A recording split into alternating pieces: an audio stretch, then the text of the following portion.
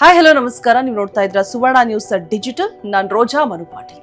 ವಿಜಯಲಕ್ಷ್ಮಿ ಅವರು ಹಂಚಿಕೊಂಡಿರುವಂತಹ ಆ ಒಂದು ಭಾವುಕ ಪೋಸ್ಟ್ ಸಿಕ್ಕಾಪಟ್ಟೆ ಚರ್ಚೆ ಆಗ್ತಾ ಇದೆ ಅಂಡ್ ಬೇಸರವನ್ನು ಕೂಡ ತರುತ್ತೆ.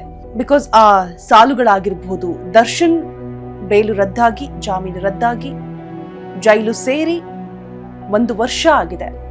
ಸೊ ಅದರ ಒಂದು ನೆನಪಲ್ಲೇ ವಿಜಯಲಕ್ಷ್ಮಿ ಅವರು ಹಂಚಿಕೊಂಡಿರುವಂತಹ ಆ ಒಂದು ಪೋಸ್ಟ್, ಗಾಯ ಮಾಸಿಲ್ಲ, ನೋವನ್ನ ತಡೆಯೋಕ್ಕಾಗ್ತಾ ಇಲ್ಲ, ಅಸಹನೀಯವಾಗಿದೆ ಅನ್ನುವಂತಹ ಆ ಒಂದು ಲೈನ್ಸ್ ನಿಜಕ್ಕೂ ಆ ಒಂದು ಹೆಣ್ಣು ಮಗಳು ಗಟ್ಟಿಯಾಗಿ ನಿಂತು ಹೋರಾಟವನ್ನ ನಡೆಸ್ತಾ ತಾವು ಅನುಭವಿಸ್ತಾ ಇರುವಂತಹ ಕಷ್ಟಗಳು ಮತ್ತೆ ಕುಟುಂಬದಲ್ಲೂ ಕೂಡ ಜೊತೆಯಾಗಿ ನಿಂತು ಸಮಾಜವನ್ನು ಕೂಡ ಫೇಸ್ ಮಾಡ್ತಾ, ಸರಿ ತಪ್ಪುಗಳು ಪಕ್ಕದಲ್ಲಿಡೋಣ, ಒಬ್ಬ ಹೆಣ್ಣು, ಒಬ್ಬ ಮಹಿಳೆ ತನ್ನ ಜೊತೆಗಾರ ಇಲ್ಲದೆ ಇರುವಂತಹ ಸಂದರ್ಭದಲ್ಲಿ ಆಗ್ತಾ ಇರುವಂತಹ ಸಮಸ್ಯೆಗಳನ್ನ ಆ ಒಂದು ಇನ್ಸ್ಟಾಗ್ರಾಮ್ ಪೋಸ್ಟ್ ಮುಖಾಂತರ, ಕಣ್ಣೀರಿನ ಮುಖಾಂತರ, ಆ ಪದಗಳೇ ಹೇಳುತ್ತೆ ಅಲ್ಲಿರುವಂತಹ ನೋವನ್ನ ಜೊತೆಗೆ ಕಣ್ಣೀರನ್ನ. ಸೊ 1 year ಆಯ್ತು, ಇನ್ನೂ ಕೂಡ ಗಾಯ ಮಾಸಿಲ್ಲ, ನೋವು ತಡೆಯೋಕ್ಕಾಗ್ತಾ ಇಲ್ಲ, ಅಸಹನೀಯವಾಗಿದ್ದೀನಿ ಅನ್ನುವಂತಹ ಆ ಸಾಲುಗಳು ನಿಜಕ್ಕೂ ಯಾರಿಗೆ ಆದ್ರೂ ಹರ್ಟ್ ಆಗತ್ತೆ, ನೋವಾಗತ್ತೆ.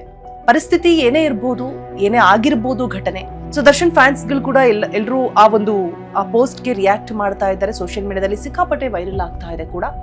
ಅಂಡ್ ಬೇಸರವನ್ನ ಹೊರ ಹಾಕ್ತಾ ಇದ್ದಾರೆ. ಇನ್ನೂ ಕೂಡ ಡಿ ಬಾಸ್ ನ ಹೊರತರೋದಕ್ಕೆ ಸಾಧ್ಯವಾಗ್ತಾ ಇಲ್ವಲ್ಲ, ಬೇಲ್ ಸಿಗ್ತಾ ಇಲ್ವಲ್ಲ, ಜಾಮೀನ್ ಸಿಗ್ತಾ ಇಲ್ವಲ್ಲ ಅಂತ ಹೇಳ್ಬಿಟ್ಟು. ಮಾಫಿ ಸಾಕ್ಷಿ ಏನಾಯ್ತು, ಅದಾದ ನಂತರವಂತೂ ಇದಂತಹ ಅಲ್ಪ ಸ್ವಲ್ಪ ಭರವಸೆ, ನಂಬಿಕೆ ಕೂಡ ಹುಸಿ ಆಗ್ತಾ ಇದೆ. ಯಾವುದು ಕೂಡ ಒಂದು ನಿರೀಕ್ಷೆಗಳನ್ನ, ಭರವಸೆಯನ್ನ, ಎಕ್ಸ್ಪೆಕ್ಟೇಷನ್ಸ್ ಅನ್ನ ಇಟ್ಕೊಳ್ಳೋದಕ್ಕೆ ಸಾಧ್ಯವಾಗ್ತಾ ಇಲ್ಲ ಮಾಫಿ ಸಾಕ್ಷಿಯಿಂದಾಗಿ. ಮುಂದೂಡಿಕೆ ಆಗಿದೆ, ಆದ್ರೂ ಕೂಡ ಒಂದ್ ಕಡೆ ಆತಂಕ, ಭಯ ಹೆಚ್ಚಾಗ್ತಾ ಇದೆ. ಅಂಡ್ ವಿಜಯಲಕ್ಷ್ಮಿ ಅವರು ಆ ಒಂದು ಪೋಸ್ಟ್ ನಲ್ಲಿ ಆ ನೋವಿನ ಮಾತುಗಳನ್ನ ಹೇಳ್ಕೊಂಡಿದ್ದಾರೆ. 2014 ಜೂನ್ 11ಕ್ಕೆ ರೇಣುಕಾಸ್ವಾಮಿ ಕೊಲೆ ಪ್ರಕರಣ ಆದ ನಂತರ ಜಾಮೀನೇನು ಸಿಗತ್ತೆ. ಒಂದಷ್ಟು ಕಾರಣಗಳು, ಸಿನಿಮಾ ಶೂಟಿಂಗ್ ಕಂಪ್ಲೀಟ್ ಆಗಿರ್ಲಿಲ್ಲ, ರಿಲೀಸ್ ಹೊತ್ತಲ್ಲಾಗಿರ್ಬೋದು, ಮತ್ತೆ ಬೆನ್ನು ನೋವಿನ ಸಮಸ್ಯೆ ಆಗಿರ್ಬೋದು, ಅನಾರೋಗ್ಯದಿಂದಾಗಿ ಜಾಮೀನ್ ಸಿಗತ್ತೆ. 2024 ಜುಲೈ 11ಕ್ಕೆ ಹೈಕೋರ್ಟ್ ಮಧ್ಯಂತರ ಜಾಮೀನನ್ನ ಮಂಜೂರು ಮಾಡುತ್ತೆ. ಬಟ್ ಅದಾದ ನಂತರ ಮತ್ತೆ 2025 ಆಗಸ್ಟ್ಗೆ ಸುಪ್ರೀಂ ಕೋರ್ಟ್ ಇಂದ ಸಿಕ್ಕಿರುವಂತಹ, ಮಂಜೂರಾಗಿರುವಂತಹ ಜಾಮೀನು ರದ್ದಾಗತ್ತೆ. ಸೊ ಇಲ್ಲಿಗೆ 2026 ಆಗಸ್ಟ್ 1 ವರ್ಷ ಆಯ್ತು. ಸೊ ಇದೇ ಒಂದು ನೆನಪಲ್ಲಿ ವಿಜಯಲಕ್ಷ್ಮಿ ಪೋಸ್ಟ್ ಅನ್ನ ತುಂಬಾ ಭಾವುಕರಾಗಿ ಶೇರ್ ಮಾಡಿದ್ದಾರೆ. ಒಂದಷ್ಟು ವಿಚಾರಗಳನ್ನ ಹಂಚಿಕೊಂಡಿದ್ದಾರೆ. ಅಂದ್ರೆ ಸಮಾಜದಲ್ಲಿ ಆಗ್ತಾ ಇರುವಂತಹ ಮಾತುಗಳು, ಕೇಳ್ತಾ ಇರುವಂತಹ ಮಾತುಗಳಾಗಿರ್ಬೋದು, ತಮ್ಮ ಪರಿಸ್ಥಿತಿ ಆಗಿರ್ಬೋದು, ಮತ್ತೆ ಕುಟುಂಬವನ್ನ ಫೇಸ್ ಮಾಡ್ತಾ ಇರುವಂತಹ ಚಾಲೆಂಜಸ್ ಆಗಿರ್ಬೋದು, ಎಲ್ಲವನ್ನು ಕೂಡ ಆ ಪೋಸ್ಟ್ ನಲ್ಲಿ ಬರೆದು ಹಾಕೊಂಡಿದ್ದಾರೆ. ಸೊ ಏನ್ ಬರೆದಿದ್ದಾರೆ ನೋಡ್ತಾ ಹೋಗೋಣ. ಒಂದು ಫೋಟೋವನ್ನ ಶೇರ್ ಮಾಡ್ಕೊಂಡಿದ್ದಾರೆ. ಒಂದಷ್ಟು ಅಂದ್ರೆ ಖುಷಿ ಕ್ಷಣಗಳು, ದರ್ಶನ್ ಒಟ್ಟಿಗೆ ಕಳೆದಿರುವಂತಹ ಒಂದಷ್ಟು ಖುಷಿ ಕ್ಷಣಗಳ ಒಂದು ಫೋಟೋವನ್ನ ಶೇರ್ ಮಾಡ್ಕೊಂಡಿದ್ದಾರೆ. ಜೊತೆಗೆ 1 ವರ್ಷ ಕಳೆದು ಹೋಗಿದೆ, ಆ ಗಾಯ ಇನ್ನೂ ಕೂಡ ಮಾಸಿಲ್ಲ, ಮತ್ತೆ ಆ ನೋವು ಕೂಡ ಇನ್ನೂ ಕೂಡ ಸಹಿಸಿಕೊಳ್ಳೋದಕ್ಕೆ ಸಾಧ್ಯವಾಗ್ತಾ ಇಲ್ಲ, ಅಸಹನೀಯವಾಗಿರುವಂತಹ ಒಂದು ಪರಿಸ್ಥಿತಿಯನ್ನ ತಿಳಿಸ್ಕೊಡ್ತಾ ಇದ್ದಾರೆ. ಅರ್ಥ ಮಾಡಿಕೊಳ್ಳಲಾಗದಂತಹ ವಿಷಯಗಳ ಬಗ್ಗೆ ಜಗತ್ತು ತನ್ನದೇ ಆದ ರೀತಿಯಲ್ಲಿ ತೀರ್ಪನ್ನ ನೀಡಬಹುದು. ಅಂದ್ರೆ ಏನ್ ಬೇಕಾದ್ರೂ ಮಾತನಾಡಬಹುದು, ಏನ್ ಬೇಕಾದ್ರೂ ತೀರ್ಪನ್ನ ಕೊಡಬಹುದು. ಆ ಒಂದು ಘಟನೆಯ ಬಗ್ಗೆ, ಆಗಿರುವಂತಹ ಆಗು ಹೋಗುಗಳ ಬಗ್ಗೆ ಸಮಾಜ ಯಾವ ರೀತಿ ಬೇಕಾದ್ರೂ ನೋಡಬಹುದು. ಆದ್ರೆ ತನ್ನ ನೋವು ನನಗ್ ಮಾತ್ರ ಗೊತ್ತು ಅನ್ನುವಂತಹ ಒಂದು ಆಂಗಲ್ ಅಲ್ಲಿ ಬರೆದಿರುವಂತಹ ಆ ಲೈನ್ಗಳು. ಆದ್ರೆ ನಾನೀಗ ನನ್ನನ್ನ ಸಮರ್ಥಿಸಿಕೊಳ್ಳುವುದನ್ನೇ ಅಥವಾ ವಿವರಣೆ ನೀಡುವುದನ್ನೇ ನಿಲ್ಲಿಸ್ಬಿಟ್ಟಿದ್ದೀನಿ. ಸಮರ್ಥನೆ ಮಾಡಿಕೊಳ್ಳೋದು ಮತ್ತೆ ವಿವರಣೆ ನೀಡೋದನ್ನ ಎಲ್ಲವನ್ನು ಕೂಡ ನಾನು ಸ್ಟಾಪ್ ಮಾಡಿದ್ದೀನಿ. ಬಿಕಾಸ್ ಒಂದು ಹಂತಕ್ಕೆ ಮನುಷ್ಯ ಎಲ್ಲವನ್ನು ಕೂಡ ಹೇಳಿ ಹೇಳಿ ಹೇಳಿ ಅದು ಯಾವುದನ್ನು ಕೂಡ ತೆಗೆದುಕೊಳ್ಳೋದಕ್ಕೆ ಸಾಧ್ಯವಾಗೋದಿಲ್ಲ. ಎಲ್ಲವೂ ಕೂಡ ನಾವು ಅಂದ್ಕೊಂಡಂತೆ ಆಗ್ತಾ ಇಲ್ಲ, ಎಲ್ಲವೂ ಕೂಡ ಬದಲಾವಣೆ ಆಗ್ತಾ ಇದೆ ಅನ್ನುವಂತಹ ಒಂದು ಸಂದರ್ಭದಲ್ಲಿ ಸೊ ಸೈಲೆಂಟ್ ಆಗ್ಬಿಡ್ತಾರೆ, ಮೌನ ವಹಿಸ್ಬಿಡ್ತಾರೆ ಅಂತ ಹೇಳ್ತಾರಲ್ಲ. ಸೊ ಅದನ್ನೇ ಇಲ್ಲಿ ಅವ್ರು ಕೂಡ ಹೇಳ್ಕೊಂಡಿದ್ದಾರೆ. ಯಾವುದನ್ನು ಕೂಡ ನಾನು ಮಾತನಾಡೋದಕ್ಕೆ ಹೋಗ್ತಾ ಇಲ್ಲ, ಸಮರ್ಥನೆ ಮಾಡ್ಕೊಳ್ಳೋದಕ್ಕೂ ಕೂಡ ಹೋಗ್ತಾ ಇಲ್ಲ, ಎಲ್ಲದನ್ನೂ ವಿವರಣೆ ನೀಡೋದಕ್ಕೂ ಕೂಡ ಹೋಗ್ತಾ ಇಲ್ಲ, ಎಲ್ಲವನ್ನು ಕೂಡ ನಾನು ಸ್ಟಾಪ್ ಮಾಡಿದೀನಿ ಅಂತ ಹೇಳ್ತಿದ್ದಾರೆ. ಈಗ ನಾನು ಕೇವಲ ನಗ್ತೀನಿ ಅಷ್ಟೇ.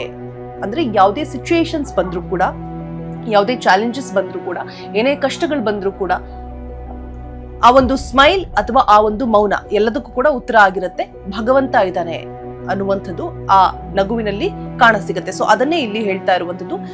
ನಗ್ತೀನಿ ಅಷ್ಟೇ, ಯಾವುದನ್ನು ಕೂಡ ನಾನು ಸಮರ್ಥನೆ ಮಾಡಿಕೊಳ್ಳುವಂತಹ ಕೆಲಸಕ್ಕೆ ಮುಂದಾಗೋದಿಲ್ಲ ಅನ್ನುವಂತಹ ಮಾತನ್ನ ವಿಜಯಲಕ್ಷ್ಮಿ ಅವರು ಹೇಳಿರುವಂಥದ್ದು, ಆ ಪೋಸ್ಟ್ ನಲ್ಲಿ ಬರ್ತ್ಕೊಂಡಿರುವಂಥದ್ದು. ಉಳಿದದ್ದನ್ನ ಕಾಲ ಹಾಗೆ ದೇವರ ನಿರ್ಧಾರಕ್ಕೆ ಬಿಡ್ತೀನಿ ಅಂತ ಹೇಳ್ಬಿಟ್ಟು ಆ ಒಂದು ಭಾವುಕವಾದಂತಹ ಒಂದು ಪೋಸ್ಟ್ ಅನ್ನ ದರ್ಶನ್ ಒಟ್ಟಿಗೆ ಇರುವಂತಹ ಒಂದಷ್ಟು ಫೋಟೋಗಳನ್ನ ಶೇರ್ ಮಾಡ್ಕೊಂಡಿದ್ದಾರೆ ತಮ್ಮ ಇನ್ಸ್ಟಾಗ್ರಾಮ್ ಖಾತೆಯಲ್ಲಿ. ಇನ್ನ ಬಿಫೋರ್ ದಟ್, ಅದಕ್ಕಿಂತ ಮುಂಚೆ ಈ ಪೋಸ್ಟ್ಗೂ ಮುನ್ನ ವಿಜಯಲಕ್ಷ್ಮಿ ಅವರು ಕಾಮಾಖ್ಯ ದೇವಿಯ ಫೋಟೋವನ್ನ ಹಂಚಿಕೊಂಡಿದ್ದಾರೆ.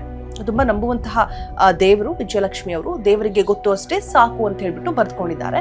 ಅಂಡ್ ಈ ಹಿನ್ನೆಲೆಯಲ್ಲಿ ಎಲ್ಲಿಗೆ ಓಡುವೆ ಓ ಮನುಜ ನಿನ್ನ ಕರ್ಮಗಳೆಲ್ಲ ಇಲ್ಲೇ ಕೊನೆ ಎಂಬ ಮಾರ್ಮಿಕ ಹಾಡನ್ನು ಕೂಡ ಈ ಹಿಂದೆ ಸೇರಿಸಿದ್ದಾರೆ. ದೇವಿಯ ಒಂದು ಫೋಟೋವನ್ನು ಕೂಡ ಶೇರ್ ಮಾಡಿಬಿಟ್ಟು ಎಲ್ಲಿಗೆ ಓಡುವೆ ಓ ಮನುಜ ನಿನ್ನ ಕರ್ಮಗಳೆಲ್ಲ ಇಲ್ಲೇ ಕೊನೆ ಅನ್ನುವಂಥ ಒಂದು ಮಾರ್ಮಿಕವಾದಂತಹ ಹಾಡು. ಅಂದ್ರೆ ಏನೇ ಕೆಲಸ ಕಾರ್ಯಗಳನ್ನ ಮಾಡಿದ್ರು, ಒಳ್ಳೆದನ್ನ ಮಾಡಿದ್ರು ಕೂಡ ಕೆಟ್ಟದನ್ನ ಮಾಡಿದ್ರು ಕೂಡ ಈ ಸ್ವರ್ಗ ನರಕ ಅಂತ ಏನನ್ನತ್ತೆ ಬೇರೆ ಇರುತ್ತೆ, ಸತ್ತ ಮೇಲೆ ಸ್ವರ್ಗ ಅಂತ ಏನು ಹೇಳ್ತಾ ಇದ್ರು ಹಿಂದೆ, ಅದು ಯಾವುದು ಕೂಡ ಇಲ್ಲ. ಇಲ್ಲೇ ಸ್ವರ್ಗ ಇಲ್ಲೇ ನರಕ ಅನ್ನುವಂಥದ್ದು ಈಗಿನದ್ದು, ಎಲ್ಲವೂ ಕೂಡ ಇಲ್ಲೆಯೇ, ನಿನ್ನ ಕರ್ಮಗಳೆಲ್ಲ ಇಲ್ಲೇ ಕೊನೆ ಎನ್ನುವಂತಹ ಮಾತನ್ನ ಆ ಮಾರ್ಮಿಕವಾದಂತಹ ಹಾಡನ್ನು ಕೂಡ ಶೇರ್ ಮಾಡ್ಕೊಂಡಿದ್ದಾರೆ. ಸೊ ಇದು ಕೂಡ ಒಂದಷ್ಟು ಕುತೂಹಲ ಹುಟ್ಟಿಸುತ್ತೆ ಮತ್ತೆ ಬೇಸರದ ಸಂಗತಿ.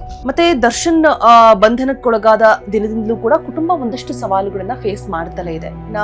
ಮಕ್ಕಳು ಅಂತ ಬಂದಂತಹ ಸಂದರ್ಭದಲ್ಲಿ ಯಾವೆಲ್ಲ ಸಿಚುಯೇಷನ್ಸ್ ನ ಹ್ಯಾಂಡಲ್ ಮಾಡಬೇಕಾಗುತ್ತೆ, ಫೇಸ್ ಮಾಡಬೇಕಾಗುತ್ತೆ, ನಾವೆಲ್ಲರಿಗೂ ಕೂಡ ಗೊತ್ತಿರುವಂತಹ ವಿಚಾರ. ಅಂದ್ರೆ ಮಾನವೀಯತೆಯ ದೃಷ್ಟಿಯಿಂದ ನೋಡ್ತಾ ಹೋಗೋದಾದ್ರೆ ಒಂದಷ್ಟು ವಿಚಾರಗಳು ಬಾಯ್ಬಿಟ್ಟು ಹೇಳೋದೇನ್ ಬೇಡ, ಅರ್ಥೈಸುತ್ತೆ. ಅವರೆಲ್ಲರನ್ನು ಕೂಡ ಸಂಭಾಳಿಸ್ತಾ ಅಭಿಮಾನಿಗಳನ್ನ ಶಾಂತವಾಗಿರಿಸುತ್ತಾ, ಮತ್ತೆ ಅಭಿಮಾನಿಗಳನ್ನ ಕಂಟ್ರೋಲ್ ಮಾಡೋದು ಅಷ್ಟು ಈಸಿ ಆದಂತಹ ಪ್ರಶ್ನೆಯೇ ಅಲ್ಲ. ಸೊ ಅವ್ರಿಗೂ ಕೂಡ ಸೈಲೆಂಟ್ ಆಗಿರಿ ಅಂತ ಹೇಳ್ತಾ, ಬಿಕಾಸ್ ರೀಸೆಂಟ್ ಆಗಿ DK ಅವರು ಎಲ್ಲೇ ಕಾಣಿಸ್ಕೊಂಡ್ರು ಕೂಡ ಅಭಿಮಾನಿಗಳ ಕೂಗು ದರ್ಶನ್ ಡಿ ಬಾಸ್ ಅನ್ನುವಂಥದ್ದೇ ಆಗಿರುತ್ತೆ. ಸೊ ಅಲ್ಲೂ ಕೂಡ ಯಾವುದೇ ರೀತಿಯಾದಂತಹ ಎಡವಟ್ಟುಗಳು ಆಗಬಾರ್ದು. ಬಿಕಾಸ್ ಒಂದು ಕಾನೂನಿನ ಚೌಕಟ್ಟಲ್ಲಿ ಏನೆಲ್ಲ ಆಗಬೇಕು, ಏನೆಲ್ಲ ಡಿಸಿಷನ್ಸ್ ತೆಗೆದುಕೊಳ್ಬೇಕು ಅದು ಅಲ್ಲೇ ಆಗಬೇಕಾಗಿರುತ್ತೆ. ಸೊ ಇಲ್ಲಿ ಇವರೇನೋ ಹೇಳಿ ಮತ್ತಿನ್ನೇನೋ ಆಗಿ ಅದು ಇನ್ನೊಂದೇನೋ ತಿರುವನ್ನ ಪಡೆದುಕೊಳ್ಳೋದು ಬೇಡ ಅಂತ ಹೇಳ್ಬಿಟ್ಟು ಸೊ ಆ ನಿಟ್ಟಿನಲ್ಲೂ ಕೂಡ ಒಂದಿಷ್ಟು ಕೆಲಸಗಳನ್ನ ಮಾಡ್ತಾ ಇದ್ದಾರೆ. ಮತ್ತೆ ಮಾನಸಿಕವಾಗಿ ಗಟ್ಟಿಯಾಗಿ ನಿಲ್ತಾ ಇದ್ದಾರೆ. ಈಗಷ್ಟೇ ಈ ಪೋಸ್ಟ್ ನಲ್ಲೇ ಹೇಳ್ಕೊಂಡಿದ್ದಾರೆ, ನಾನು ಏನು ಕೂಡ ಸಮರ್ಥನೆ ಮಾಡ್ಕೊಳ್ಳೋದಿಲ್ಲ, ಏನು ಕೂಡ ಹೇಳೋದಿಲ್ಲ, ಜಸ್ಟ್ ನಾನು ನಕ್ಕು ನಗ್ತೀನಿ ಅಷ್ಟೇ ಅಂತ ಹೇಳ್ಬಿಟ್ಟು ಆ ನಗುವೆ ಎಲ್ಲದಕ್ಕೂ ಕೂಡ ಉತ್ತರ ಆಗಿರುತ್ತೆ. ಜೊತೆಗೆ ದೇವ್ರ ನನ್ನ ಜೊತೆಗಿದ್ದಾರೆ, ಆ ದೇವರಿಗೆಲ್ಲವೂ ಕೂಡ ಗೊತ್ತಿದೆ ಅನ್ನುವಂಥದ್ದು. ಇನ್ನು ದರ್ಶನ್ ಕೇಸ್ ಮುಂದೆ ಏನಾಗ್ಲಿದೆ ಅನ್ನುವಂತಹ ಆತಂಕ ವಿಜಯಲಕ್ಷ್ಮಿ ಅವ್ರಿಗೂ ಇಡೀ ಕುಟುಂಬದವರಿಗೂ ಅಭಿಮಾನಿಗಳಿಗೂ ಕೂಡ ಇದ್ದೇ ಇದೆ. ಅದೆಲ್ಲವೂ ಕೂಡ ಒಂದು ರೀತಿಯಾಗಿ ಏನು ಕಷ್ಟಗಳನ್ನ ಪಡ್ಕೊಳ್ತಾ ಇದ್ದಾರೆ, ನೋವನ್ನ ಪಡ್ಕೊಳ್ತಾ ಇದ್ದಾರೆ, ಎಲ್ಲವೂ ಕೂಡ ಹೊರಗಡೆ ಅನುಭವಿಸ್ತಾ ಇದ್ದಾರೆ. ಒಂದು ರೀತಿಯಾಗಿ ಆ ಕುಟುಂಬಕ್ಕೆ ಹಿಡಿದಿರುವ ಕೈಗನ್ನಡಿ ಆಗಿದೆ ಅಂತ ಹೇಳಿದ್ರೆ ತಪ್ಪಾಗೋದಿಲ್ಲ. ಸೊ ಕಾದ್ ನೋಡೋಣ ಮುಂದಿನ ದಿನಗಳಲ್ಲಿ ಏನಾಗಬಹುದು ಅಂತ ಹೇಳ್ಬಿಟ್ಟು. ಬಟ್ ಸಿಂಗಲ್ ಪೇರೆಂಟ್ ಆಗಿ ಎಲ್ಲವನ್ನೂ ಕೂಡ ಹ್ಯಾಂಡಲ್ ಮಾಡ್ತಾ ಇದ್ದಾರೆ ಇವಾಗ ವಿಜಯಲಕ್ಷ್ಮಿ. ದರ್ಶನ್ ಇಲ್ಲದಿರುವಂತಹ ಕ್ಷಣಗಳಲ್ಲಿ ಒಂದಷ್ಟು ಸವಾಲುಗಳು, ಚಾಲೆಂಜಸ್ ಗಳನ್ನು ಕೂಡ ಫೇಸ್ ಮಾಡ್ತಾ ಇದ್ದಾರೆ. ಅದರ ಜೊತೆಗೆ ಈ ರೀತಿಯಾಗಿ ಹಂಚಿಕೊಂಡಿರುವಂತಹ ಒಂದು ಭಾವುಕವಾದಂತಹ ಪೋಸ್ಟ್ ಇದೀಗ ಎಲ್ಲಾ ಕಡೆ ಸದ್ದು ಸುದ್ದಿ ಮಾಡ್ತಾ ಇದೆ. ಎಲ್ಲರೂ ಕೂಡ ದರ್ಶನ್ ಫ್ಯಾನ್ಸ್ ಆಗಿರ್ಬೋದು, ಎಲ್ಲರೂ ಕೂಡ ಒಂದು ರೀತಿಯಾಗಿ ಬೇಸರವನ್ನ ಹೊರ ಹಾಕ್ತಾ ಇದ್ದಾರೆ. ಸೊ ಎಲ್ಲರೂ ಕೂಡ ಕಾಯ್ತಾ ಇದ್ದಾರೆ, ಬೇಲ್ ಸಿಗತ್ತಾ ಇಲ್ವಾ, ಮುಂದೇನಾಗತ್ತೆ, ಡಿ ಬಾಸ್ ನ ಯಾವಾಗ ಹೊರಗಡೆ ನೋಡ್ತೀವಿ, ಕಣ್ತುಂಬಿಕೊಳ್ತೀವಿ ಅಂತ ಹೇಳ್ಬಿಟ್ಟು ಕಾದ್ ನೋಡೋಣ. ಎಲ್ಲವೂ ಕೂಡ ಕಾನೂನಿಗೆ ಬಿಟ್ಟಿದ್ದು, ಕಾನೂನು ಏನ್ ಹೇಳುತ್ತೋ ಅದಕ್ಕೆ ಎಲ್ಲರೂ ಕೂಡ ತಲೆಬಾಗ್ಲೇಬೇಕು ಅಂತ ಹೇಳ್ತಾ ಇದಿಷ್ಟು ಇವತ್ತಿನ ಕಂಟೆಂಟ್. ಇನ್ನಷ್ಟು ಒಳ್ಳೊಳ್ಳೆ ಅಪ್ಡೇಟ್ಗಳಿಗಾಗಿ ಫಾಲೋ ಮಾಡಿ ಸುವರ್ಣ ನ್ಯೂಸ್ ಡಿಜಿಟಲ್. ಇಷ್ಟೊತ್ತು ಸುದ್ದಿ ಕೊಟ್ಟ ನಾನು ರೋಜಾ ಮನುಪಾಟಿ.